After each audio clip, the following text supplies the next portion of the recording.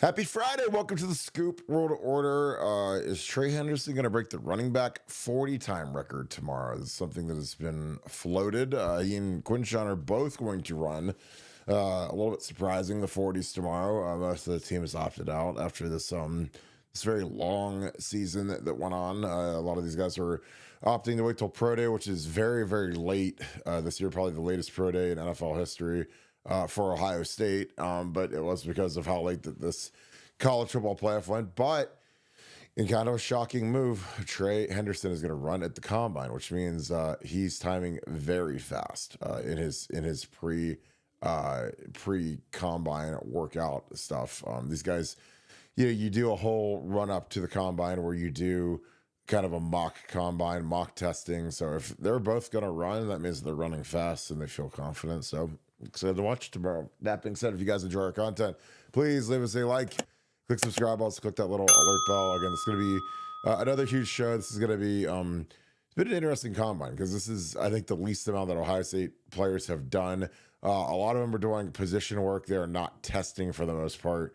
Again, just because of the lack of time to prepare for it. It is a very usually rigorous program to prepare for it. But these guys are they're still looking good. They're interviewing great, which is the most important part. And pray that their medical stuff is all nice and clean because that is a huge part of this. So that being said, let's bring in Nevada.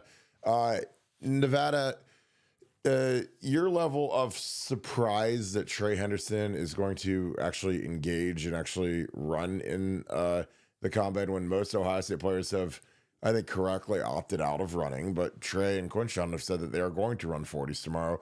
What are your thoughts and what does this mean for what they've been doing? Well, I think there's no question those guys are both feeling really good. They're obviously running really, really fast, and you had Denzel Burke run today, and Denzel Burke ran 4.48.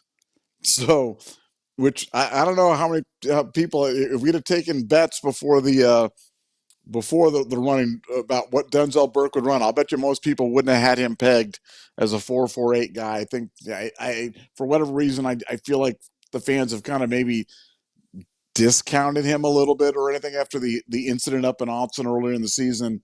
Maybe people had him pegged at a 4.55 guy or 4.58 or whatever it was. He ran 4.48. So if Denzel Burke ran 4.48, then what does it mean for Trey Henderson? Well, I think he's going to run in the 4.3s. I think he'll run, and that's extremely fast. I mean, to put it in perspective, Jahmyr Gibbs ran 4.36. I think Bijan. What did Bijan Robinson run like 4.49 or something slow. So No. I think Trey is going to put up an absolutely blistering number, but you don't run at the combine unless you want to show off. And Trey obviously is a guy that was in superb shape this entire year. Played through, mainly on the strength of the fact that he had Quinshawn and that they could split carries, reduce the amount of wear and tear on the body, and he's clearly feeling good, about his ability right now, about his freshness, and I think he wants to put on a show. Because let's face it, it's one thing to run good at Ohio State's Pro Day. It's a completely different thing to go run fast at the combine. It just is a 4.37 or 4.33 or whatever he's going to run at the combine just means more because you run it at Ohio State's thing and you hear fast track or fast watch you'll just hear a million different excuses about it. But at the combine, it's all the same. Everybody's running the same track. Everybody's timed the same way. So it's a good thing for him to kind of put out a measuring stick out there about his speed, and I think it's going to be absolutely blistering. I think it's going to be one of those eye-dropping numbers that propels Trey into the first round. And we've seen mock drafts that have him late in the first round. We had one that showed him going to the Vikings. I just think he's got that game-breaking ability. And now it's funny how running backs for so long have been kind of undervalued, and then now running backs are kind of the meta. Like teams are like looking at it and kind of going, hey, if we've got a great running back, if we've got an explosive running back, there's so many different things we can do with it, and it can take a good team and make them great. And I think that's what's going to happen with Trey is somebody is going to get him late in the first round, meaning they're one of the better teams in the NFL, and he's going to be that little piece, that breakaway speed thing from the running back position that could take a good team and take them to the next level. So him and Q are going to run. I got Q probably a mid 4.4 guy, but Trey, Trey could bust. He could run really fast, but I'll stay conservative and I'll say 4.37. Yeah, I think it's fascinating how these guys manage this combine because again, I've talked a lot about how this is a really late pro day for us because again, we've never had to manage playing on January 20th before. And that is a really insanely long season. These guys they're hurt, they're beat up, their bodies don't feel great. And what usually happens is once your season's over, you go to a combine prep facility somewhere, and if you do their program in general, you could probably shave off 2/10 of a second, maybe or so. I mean, you do the some of the running stuff. You get your form tightened up. You get your body healed up. It's just, there's a lot of little nuance to running the 40. I remember like I'm glad I never have to run it again. I never have to train again or do any of that again, like in terms of the combat stuff, because it is maddening. Because like one day you'll be running a 5 flat, 5.1, then the next day you'll run a 5.2, then the next day you'll run a 4.9, and you're just like, what did I do different, or did I eat different breakfast, or did I whatever? But the starts are kind of everything. You see these guys get down in their stances. You guys that are watching the comment, like as we're doing the show right now, the tight ends are running, and you see these guys get into their stances and their footwork and their drive out of the blocks, and it's all little nuanced stuff. But these guys have done these starts 1,000 times since the end of their season, and the guys that that got done in December, like the guys that didn't play in a bowl game or their season ended after week 12 or whatever. Like they have a huge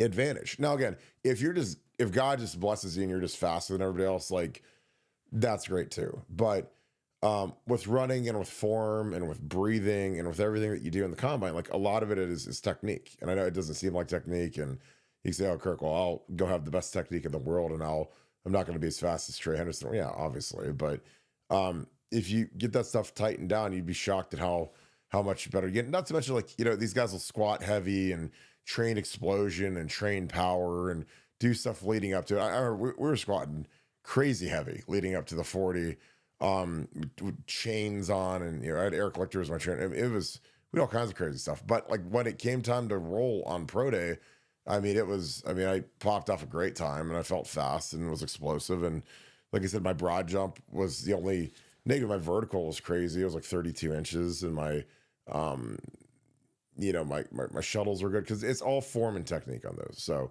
but I'm excited for these guys. And the thing about the 40 for Trey is if he pops a 4.3, if he does that on one, he never has to run another one again. He doesn't have to run at pro day. He doesn't have to run the second one at the combine.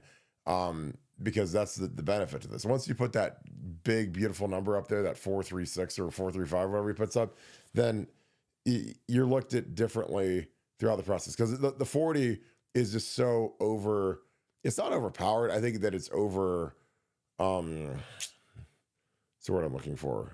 Maybe overhyped, or the stock or whatever. But it's just like guys hit this big number on the 40. They'll hit a 4.3 or 4.2, or you saw some of the DBs today hit like a 4.38, and all of a sudden they're looked at completely different than if they would have hit a 4.55. Same player, but it just confirms a lot of stuff. Nevada, how do you think our guys? I think our guys have done pretty well in the combine so far. There wasn't much today other than some position work with Denzel and Lathan and Jordan Hancock, and G. Scott was not invited, so the tight ends. So I think our Ohio State guys are done for the day, but it'll get cracking early tomorrow with Trey and with Quinshawn and those guys running. But what are your thoughts been on how Ohio State and the players have conducted themselves at the combine so far?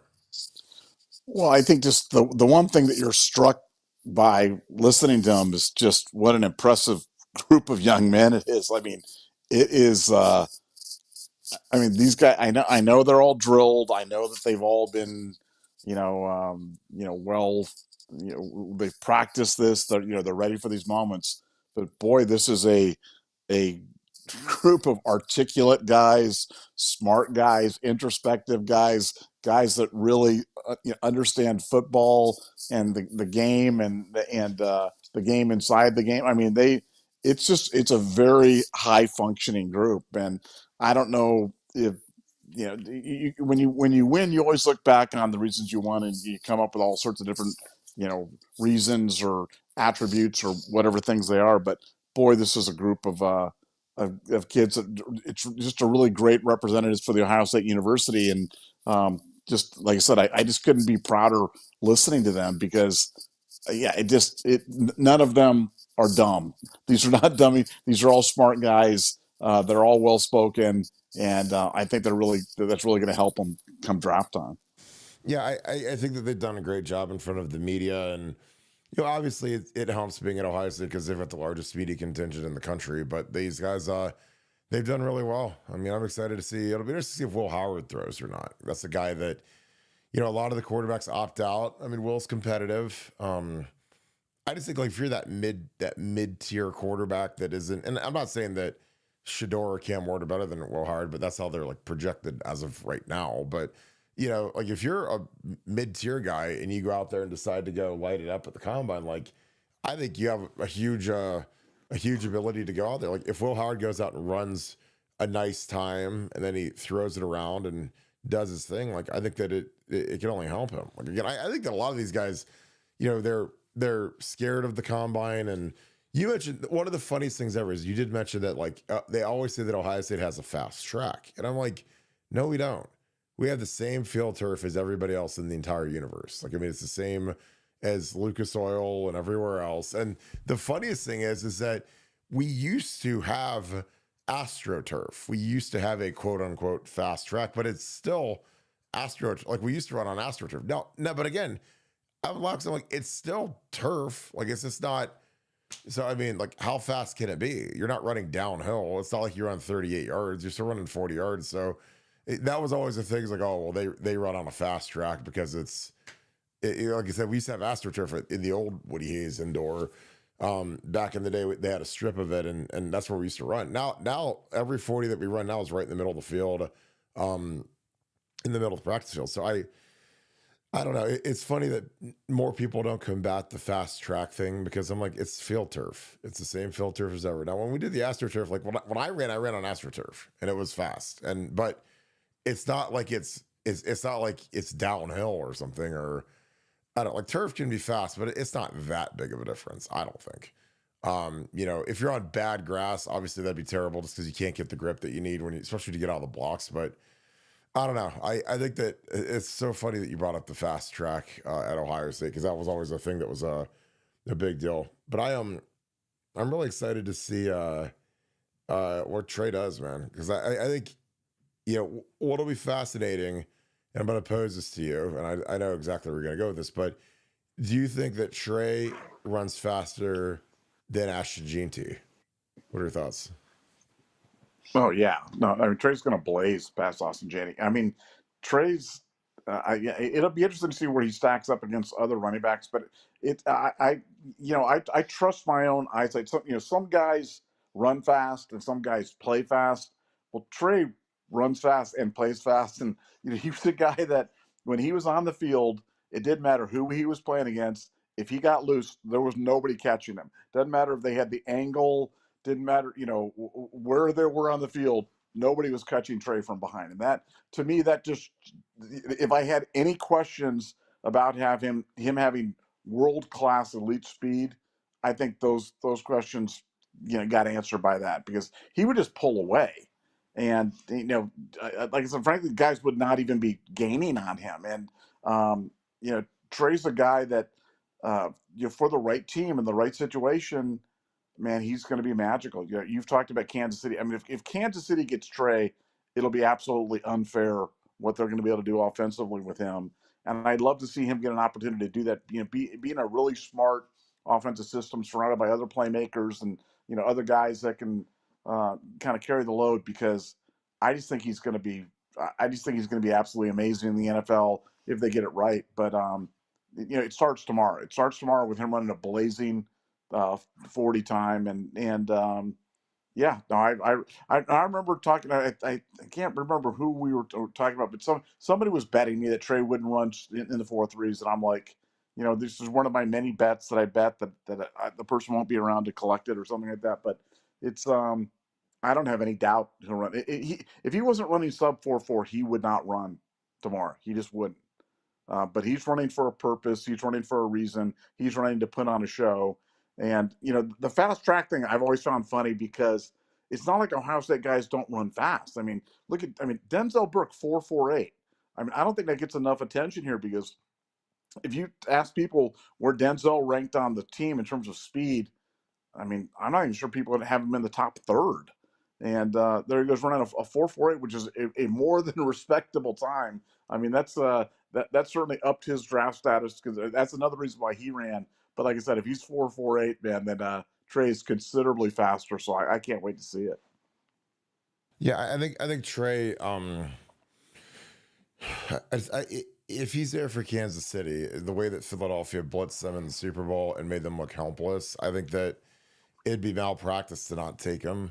Again, their backs are horrific. And they get a lot because of how good Mahomes is. They get a lot out of guys like Kareem Hunt and Pacheco, guys that are just guys. But if they give themselves Trey, then I think it changes the whole world. And I mean, he'd be a first round fantasy pick to me if he's a first round pick to the Chiefs. But I always think that it's like the devaluing of running backs has been something that's been hilarious to me because, I think a lot of it has to do with the whole rise of analytics in evaluating players and evaluating rosters and evaluating kind of everything that has to go with building a team and salary cap and money and blah blah blah. And I just think it's something that's just flat out wrong. Again, like we watched, the funniest thing ever was when Hard Knocks was in the offseason last year and they had Joe Schoen from the New York Giants talking about how, well, we can't live in the world of a $12 million running back like Saquon, so we're going to go spend $6 million on Devin Singletary to be our running back. And, Saquon, is the NFL Offensive Player of the Year, and then Devin Singletary is just a guy. And, it's like, anyway, like, I know $6 million is a lot of money, but in the NFL, it's not a lot of money. I mean, Jamar Chase is going to sign for $40 million a year to play receiver. So is Saquon worth an extra $6 to get him over Singletary? Probably. So I think that the running back thing is starting to rise because you see what Derrick Henry meant for the Ravens and what Saquon meant for the Eagles. And, again, I played with great running backs. I played with average running backs, and, great running backs will make an average offensive line look really good. And that's what Beanie and some of those guys were. Beanie and Maurice, and I'm not calling those guys average. Obviously the guys up front were good, but great running backs can make lines look a lot better than they really are. And that's something that even when we had these really young guys starting and it wasn't always super clean and pretty up front for this year's Ohio State team, like with Trey and Quinshawn, it didn't really matter because they were so good and so productive, and they're so good at reading their keys and their awareness, and they'd make plays that you're just like, yeah, an average guy would have hit the deck or done something that would have been maybe not quite as prolific as those two were. Because again, I don't think people realize how good those two were. The more I watch the tape, it's absolutely insane. Nevada, any other thoughts? We can start digging into some super chats. Well, yeah, no, it's funny because I listened to a really, really smart guy talking about, the running back, the ascension of running backs, the recent ascension of running backs. And he was tying it directly to the proficiency of quarterbacks in the NFL is starting to run the football, and that running quarterbacks now are taking kind of the focus off the running backs and kind of spreading out the defensive, what the defense has to pay attention to, and making running backs more valuable. And I thought that was a really, really interesting recognition because he was showing the graph of running quarterbacks and then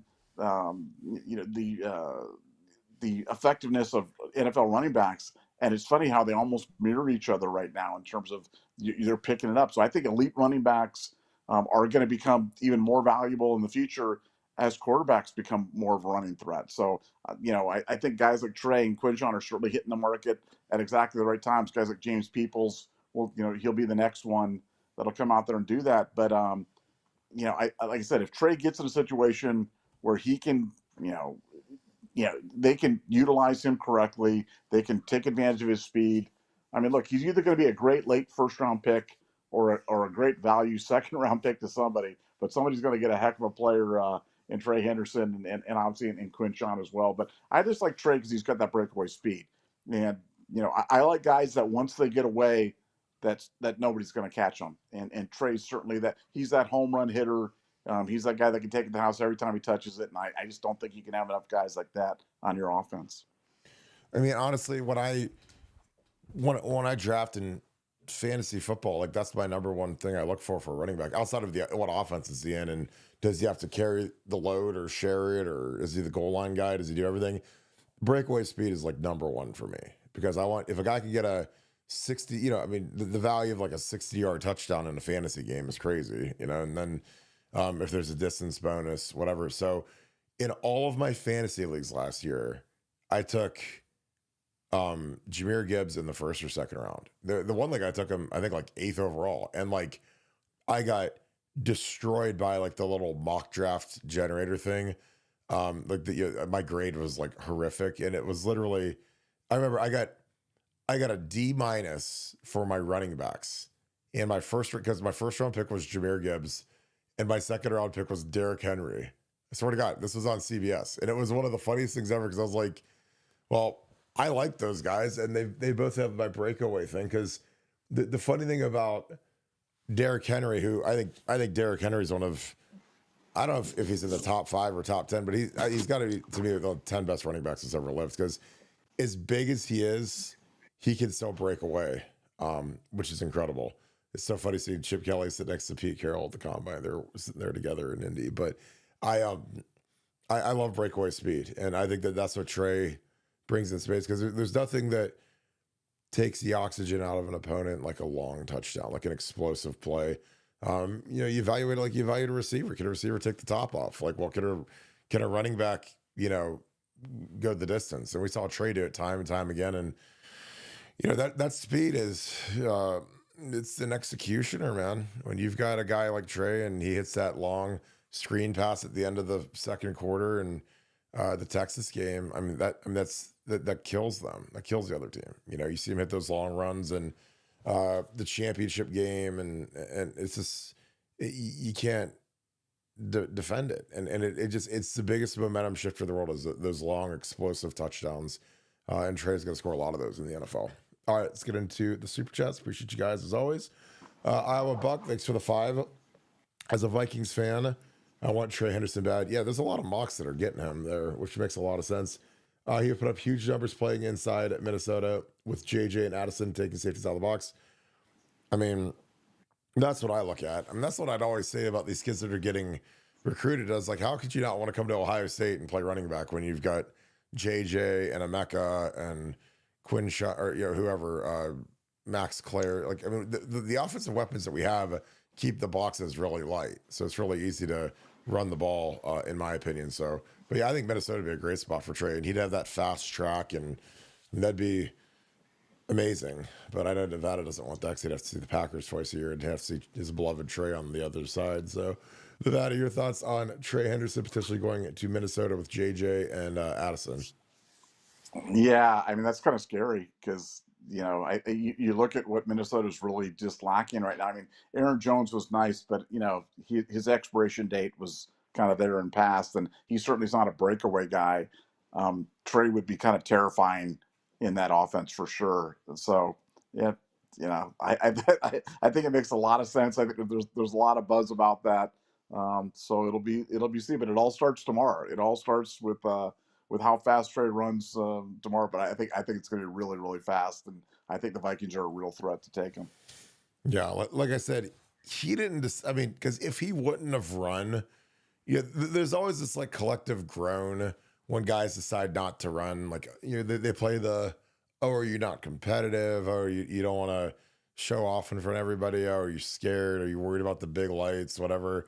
But if Trey would have sat out, like nobody would have really cared because, like, I mean, he just got done playing the longest college season ever, and it's excruciating to play that many games and carry the load. But I'm telling you, he's got to be timing really fast to want to run at the combine. And like I said, I'm excited because I think it's going to be really exciting to see what he can do because he's an absolute monster, and I'm really excited for Trey. Garrett Washington, thank you for the 5. Hope you're doing great. Shirley, Iowa Buck, I need to see another Bear playoff game in my lifetime. Jared looked better in a Bears uniform, Nevada OH. The Bears, the pick to watch at 10 is, do they take Josh Simmons? Because they got to take an offensive tackle. Do they take the kid from Texas? They take Josh Simmons. Like, I think that's going to be fascinating. And I just think Josh Simmons is a better pass blocker than the kid from Texas, the left tackle. But could they get Trey and Josh Simmons? Because I don't think that they'd take Trey at 10. But I could be wrong. I mean, that'd be high. But nobody saw the Lions taking Jahmyr Gibbs when they took him. So again, if you love somebody and you have conviction, take him. I mean, Saquon went 2nd overall, and he turned out to be a great pick. So I mean, Ezekiel Elliott went 5th overall, turned out to be a great pick. So I think you just look at what the what's the value, and is it worth adding him as a weapon? And I think he'd be a great Bear. Nevada, they're naming every team but the Packers. What are your thoughts? Well, I do. I mean, I'm sorry, but I'm going to take a little time just to kind of chuckle. Like, you guys know how much I defended Trey for years when people were saying that Mayan Williams should play over him or Dallin Hayden should play over him. And I know it's like there's being right and then there's being right. And like, I mean, talk about being right. I mean, Dallin Hayden, Mayan Williams, I mean, they were just guys. Trey was not a guy. Trey was otherworldly, but there was serious people, a lot of people that were calling for that. And I never understood it. I never got it. So I hope, the only reason I bring this up is the next time we're talking about players and we say, hey, Will Howard's really good, and we get pushed back, just think back on these conversations and go, I think Nevadabuck and Kirk kind of know what they're talking about on this stuff, because we're not just picking names out of a hat. We're not just picking names out and throwing. We're talking to really, really smart people that are seeing these guys. We're cross-referencing that with what we see with our own eyes, and then we're making these determinations. So if we're going all in on somebody, kind of like we did with J.J. Smith for the season, we're like, hey, I don't care where the hype train is. We're going to take the hype train. Just listen to us on that. But yeah, Trey Henderson's really good, and I love the fact that his name's showing up all over the draft board in the first round. Just fun. Couldn't happen to a better kid. Yeah, I think he's going to be fantastic in the league. I think Quinshell's going to be really good too. It's about, like, I always say, it depends on the situation you go to. I mean, obviously, if you go to the right fit, man, it could be really, really crazy what Trey can do. Karis Washington, thanks for the deuce. Oops, sorry, is what I meant to say. You're all good. I appreciate you guys. Hope you and Beth are having a great night tonight. Appreciate you guys as always. The Doodah Man, thank you for the 10. Kirk in Nevada. What did you think of Mike DeAndrea? Thought he would have been a star if not for the injuries. Nevada OH. Nevada, you go first on Mike DeAndrea, a kid that was outer worldly in terms of hype. Well, yeah, I mean, look, I remember the class well, where they're, he's coming in with Bobby Carpenter and AJ and Mike Kudla and Mike DeAndrea, and it was like the greatest linebacker class that anybody had ever seen or heard of before, and he was supposed to be the one. And yeah, sometimes you just don't know whether it was injury or whether it was something else or whatever it is. We'll never really know. But to me, it's just kind of a cautionary tale about why you're excited about every single recruit, because you just don't really know who are the ones that are going to end up being the greatest of all time, trees in the grove, and other guys that maybe just for whatever reason don't end up as productive at Ohio State, as they might have been. But yeah, it's hard to remember a guy coming in with more hype than Mike DeAndrea. He was going to be the next Katzenmoyer. I saw the videos of him working out, and it was crazy, and everybody was super geeked about him. But yeah, he just didn't get it done in Ohio State, and sometimes that happens.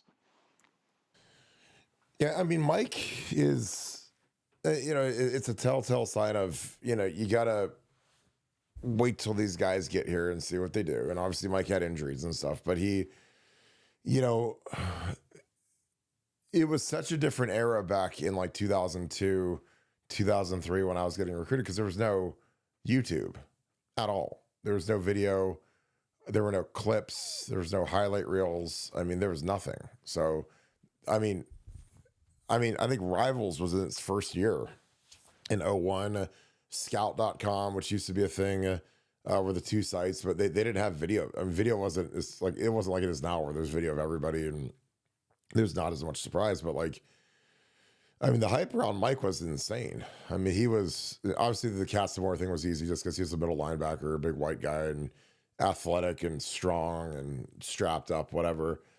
But it's like, is he Brian Urlacher? Like, and that's what a lot of people thought he was going to be. And, I remember, and I talk about this all the time, like when I showed up for camp, like, I mean, when we showed up for training camp in 03, like we got dropped off on August 5th. And that was the first time I saw a lot of these guys in person. Like you'd seen like their mug shots on Ohio Future Stars or something, or maybe on a message board or something, but you had no idea what these guys really looked like. And Mike was huge. He's a big dude. And I remember, you always have a couple of practices with no pads on where you practice whatever.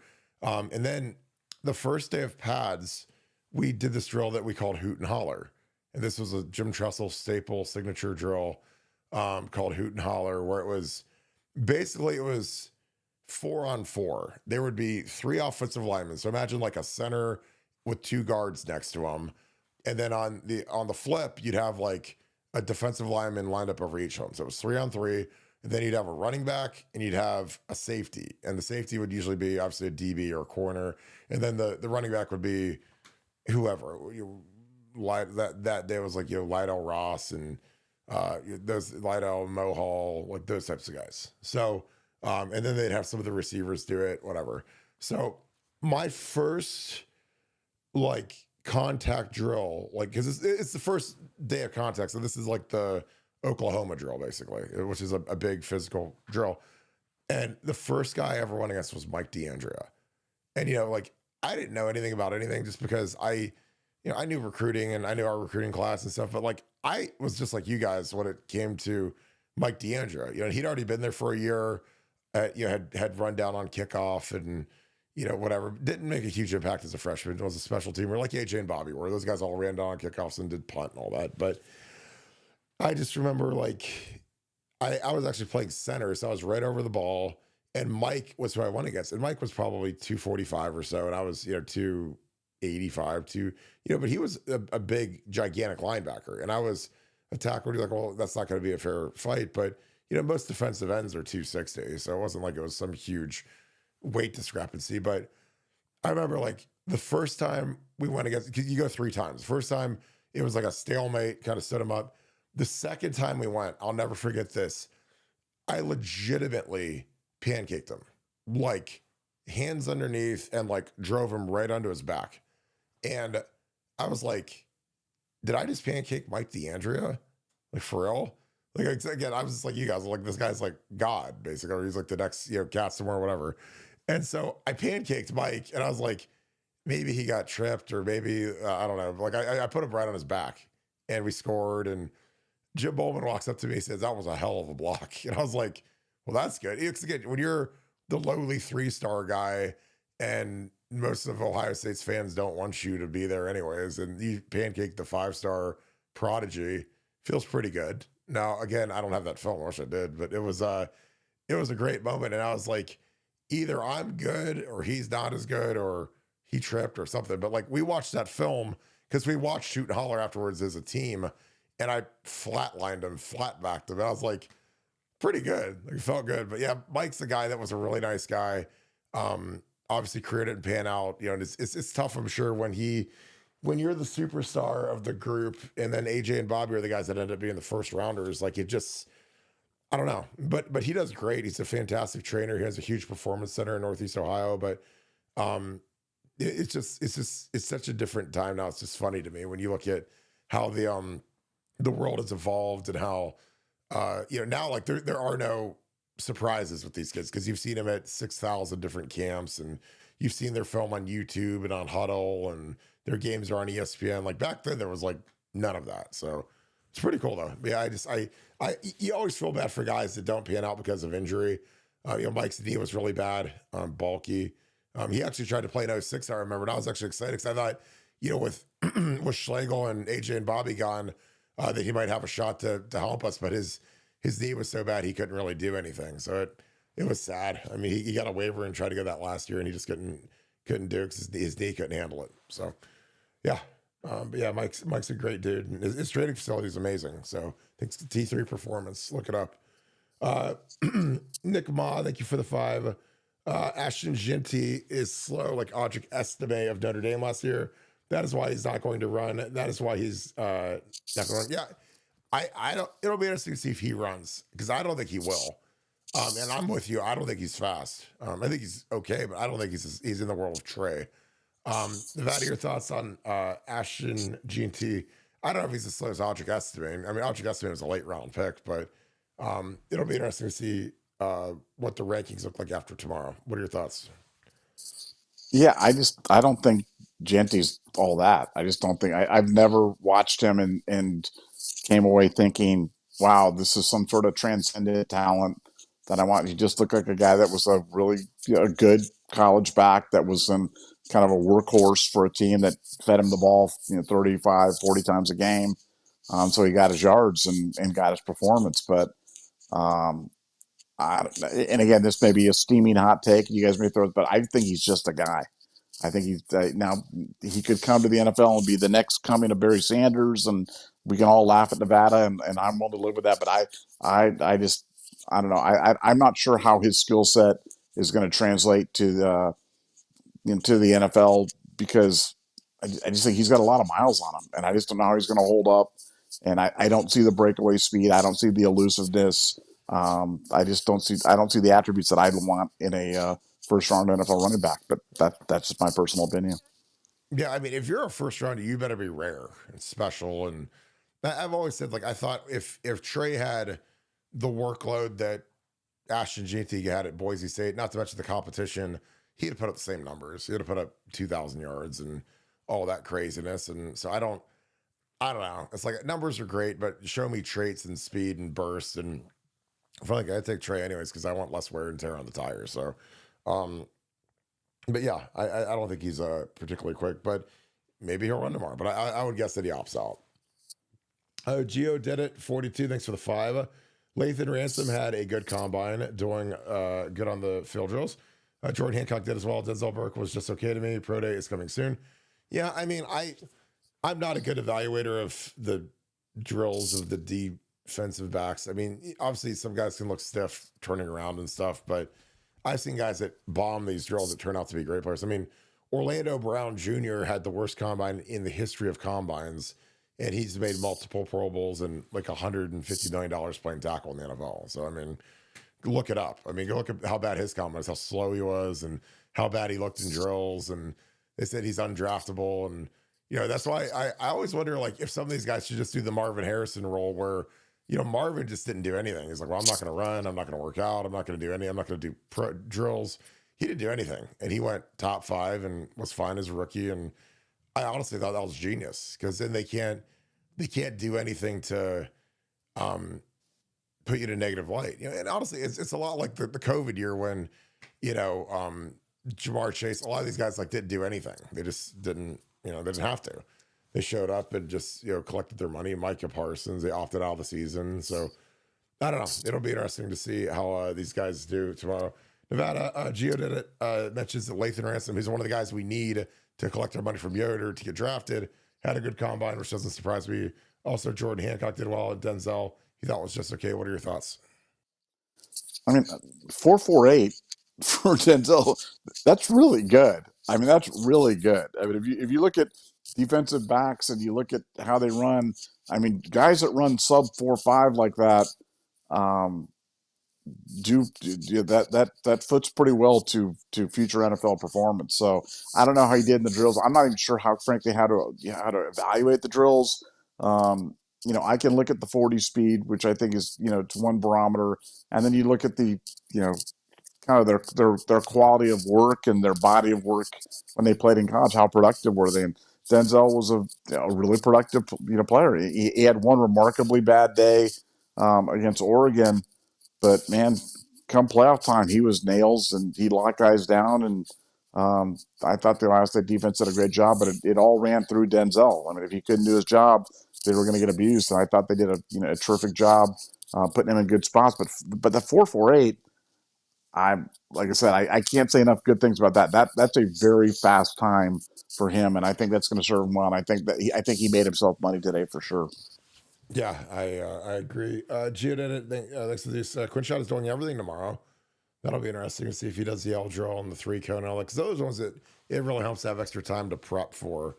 But it'll be interesting to see if he does do everything. I think some of these guys, they go into it with the mindset of doing everything. And, if you're a guy and you blister some 4.35 40, like you might not do anything the rest of the day. Because like once you pop that off, then all of a sudden, like nothing else really matters. But it'll be interesting to see if they actually do all of the rest of the stuff. Nevada, your thoughts on Quinshon doing everything tomorrow? Appreciate you, Gia, as always. Yeah, it's kind of crazy. I mean, kind of crazy. Just speaks to how he feels about where his body's at and how he's prepared. And that's impressive. Man, I would not have bet that he would have done that. But look, I wouldn't have bet that Quinshon was going to come to Ohio State in the first place. So that had to rank up among the bigger surprise. I wouldn't have thought that the Boston Celtics would have jumped out to 25-3 lead over the Cavaliers tonight, but that's what's happening right now too. So it's a night of surprises for us, and Quinshon's got another surprise in store for us tomorrow. Did you bet?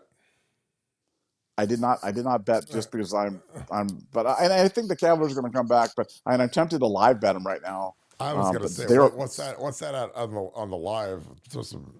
They're literally down 25-3 right now. I mean, that's insane. Is it in Boston? Yeah, but I mean, they've given up 25 points in 5 minutes of the first quarter. So Boston is up 25-3, and it's only minus 560. I know, isn't that crazy? That's it. Yeah, I know. I thought it'd be like minus like 5,000 to then, because I was looking at the Cavs the other way, and the Cavs are plus 320. That's crazy. I mean, it's a 22-point lead, and it's only minus 550. Like, is Tatum not playing or something? I mean, I thought that'd be blown out. That's crazy. Oh, Nick Ma, thanks for the 5. Asha GNT doesn't suck. I shouldn't have said that.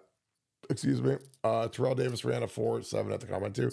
Yeah, I mean, the 40 times are obviously important, but like I said, Orlando Brown Jr. had the worst combine of all time statistically. He ran the slowest 40 ever. He ran like a 5.8 40. All of his times were just like 1 percentile, and he ends up being a Pro Bowler like his second year in the NFL, and starts for the Bengals, signed for $80 million. I mean, so again, he's case 1A of why you have to actually like watch these guys play football and look at their traits. Because if he just would have never done anything at the combine, he would have been a first round pick. But he went to the combine and did all the stuff that they tell him to do, and it just cratered him. So I don't know. I think if a guy bombs the combine, it's got to be sometimes somewhere in the middle. If a guy's good or not, like Beanie didn't have a great combine, but he had a good pro day. He ran like a 4.5-ish. He ran a slow 40 time. And then he came back to Columbus and ran like 4.3, 4.38 or something like that. So I'll never forget that. When I saw Beanie run as slow as he did, I was like, he must have tripped or fell or something. But that's just part of the combine sometimes. Eric Rams, thank you for the 5. Appreciate you, my man. The best on YouTube. Appreciate you, brother. Yeah, we try to keep it going. I've been obviously my voice at some point will come back and I'll stop being sick, but I look forward to that day. It'll be great. So, but yeah, I just appreciate you guys kicking us on a Friday. I know that it's a lot of people out and about having a nice night, but we appreciate you guys. So, all right, Nevada, we can wrap this thing up as we get ready for the combine. The combine's still going on live right now, which is amazing. So, any final thoughts, Nevada? Well, don't forget, if you like coffee, we have partnered with a local coffee company for Buckeye Scoop Brew. So BuckeyeScoopBrew.com. Got breakfast bun, black and tan, French roast. We've got some great private label coffee, and all the proceeds go to support Pay It Forward. So you can do good and do good. But if you like coffee, give it a try, because we're going to rename some of the coffee. We're going to have our naming thing here. We're going to rename some of it, but we want you to try them out. Give us the reviews. Let us know what you think. But try out our coffee. BuckeyeScoopBrew.com.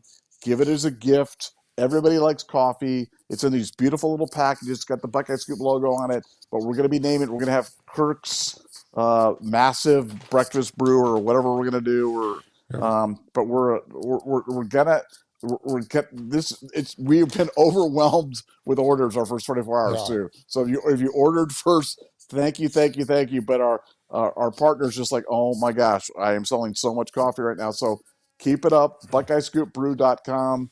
Check out our coffee. Try it out. Let us know what you think. Yeah, it's good. And Kim is a coffee connoisseur, and it's been really good. So I just appreciate you guys that have been ordering it and getting after it a little bit and helping us out and helping Pay It Forward out. So again, we appreciate you guys that we're gonna have some cool new names for it. So to wrap this thing up, as always, we appreciate you guys. Thank you guys for kicking it with us. If you guys enjoy our content, please leave us a like, click subscribe, also click that little alert bell. I apologize. I've been under the weather, something fierce. So I've tried about everything. So I've been sleeping and drinking a lot of water and hydrating and everything else. So hopefully I can kick this bug over the weekend and we can get back to sounding good. So, but I appreciate you guys so much. So again, if you guys enjoy this content, please leave us a like, click subscribe, also click that little alert bell. Again, I appreciate all that you guys do to grow this channel. If you do something huge for us, give us a follow on Apple Podcasts. We've been growing that rapidly, and it's something that we need to continue to grow. But again, we appreciate all you guys that are here and help us out through the growth of the show. We appreciate all that you guys do. So with that being said, thank you so much, Buckeye Nation. Thank you, Scoop family. We'll talk to you guys tomorrow. Hope you guys have a great rest of your night. Go Bucks.